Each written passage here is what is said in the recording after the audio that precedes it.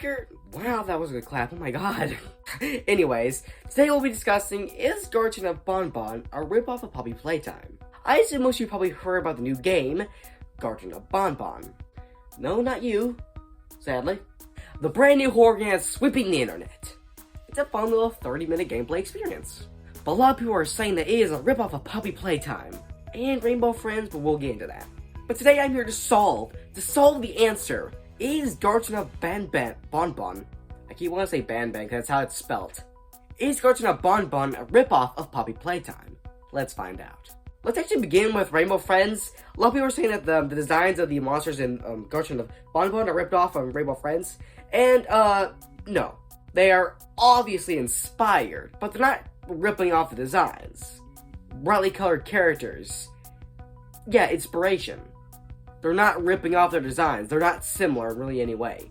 So they're not ripping off Rainbow Friends. They're just taking inspiration from that game, which is not a bad thing. Inspiration is a great thing. As long as you don't use too much inspiration from something, which I think is where they went wrong with Poppy Playtime. It's kind of obvious this game is a little bit inspired by Poppy Playtime. And the two developers of this game, which are brothers actually, I think that's very cool, have obviously copied the marketing used for Poppy Playtime. It's the same gist. Which is okay. I mean, if that's what works, that's what works. I'm sure if you were a small indie horror game developer, you would also use what you knew would get it to be popular. But before we make any rash decisions here, let's go through. Let's see. Let's checkmark if these games are really even similar or not. In both games, you start off as an unnamed character in a location that you don't know how you got there, you don't know why you're here, all you know is that you're there. Yes, while this also is in Poppy Playtime, it's not just in Poppy Playtime. This is also in Granny. Anyways, it's in a family-friendly setting. Yeah, both of them. One a toy factory, other a kindergarten. Yeah, you could say, oh yeah, they try to copy the same setting to get the same vibes. But I mean, a lot of other horror games have that. Penny Machine, a cartoon studio, a pretty friendly place.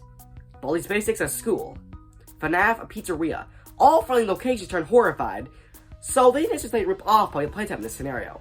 Next of all, there's the main game mechanic that helps you move throughout the game. In this game, the drone, which I think is very unique actually. A grab pack in Poppy Playtime. Yeah, I mean like, yeah, you could say, yeah, oh, since that game had a game mechanic, they copied it. Next of all, there are two statues, at least what you thought were statues, then come to life and chase you. Huggy Wuggy and the bird. I forgot his name, I'm gonna try to remember it. Yeah, that's kind of inspired by Poppy Playtime. And both do chase you, but that's not really a Poppy Playtime thing, it's in a lot of games, so it's not just Poppy Playtime. Next of all, you have to solve puzzles, which is not a thing that Poppy Playtime invented, it's in a lot of games. And finally of all, the end of the game sets up another game. Yeah, you could say it's sort of Poppy Playtime-ish. So, is Garten of Banban a ripoff of Poppy Playtime? Yes, no, yes, it's complicated. It's not a ripoff. This game is heavily, maybe a little bit too much heavily inspired by Poppy Playtime.